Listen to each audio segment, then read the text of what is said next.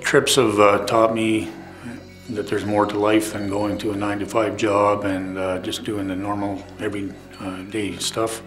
These trips are what life is all about, and I believe that we all need to get involved one way or another, helping others. It all occurred when Hurricane Katrina hit the Gulf Coast. I was driving home from my father-in-law's farm and listening to the events unfold on the radio, and I said a prayer to God. I said, if there's any way I can get involved, please let me know. The next morning at church, our pastor mentioned that Samaritan's Purse was looking for volunteers, and that kind of got the ball rolling, and I applied, and it's kind of been an ongoing thing. I've been on a few trips now, so I know kind of what to expect, and you kind of have to, in some cases, hide your emotions. You know that where you're going, it's going to be fairly rough, and you're going to see things that probably you've never seen before.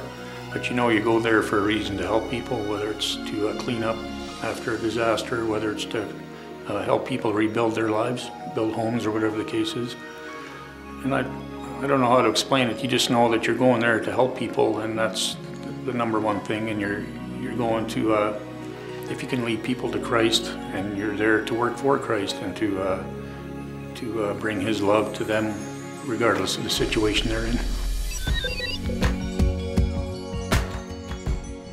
When we were down in Peru, we were doing a lot of cleanup.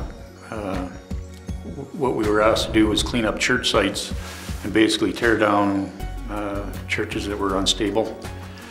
And very hard work. The first church we did, there was a lot of concrete in these churches. Usually they're just mud bricks. And so it was a lot of hard work, sledgehammering and trying to break the walls apart. And we were struggling, and out of nowhere, a front-end loader showed up. You know, we're out in the middle of nowhere, basically in the desert, and a front-end loader showed up. So that made very short work of what we were doing, and it's stuff like that that just blows your socks off. That was definitely a God moment, because nowhere in the week or so that we've been there had we seen a front-end loader anywhere, and this one just showed up coming down the trail where we happen to be working. So there's stuff like that that goes on, and it's just absolutely mind-boggling. Like, I'm a carpenter by trade. I've worked with retired policemen, firefighters, doctors, nurses, lawyers. I mean, the gamut. I mean, there's people from every trade you can think of, every occupation, and it doesn't matter how big you are, how small you are, you know, what your job is, where you are in life. Everybody can contribute on these mission trips, and that's why it's so important for everybody to get involved, I think.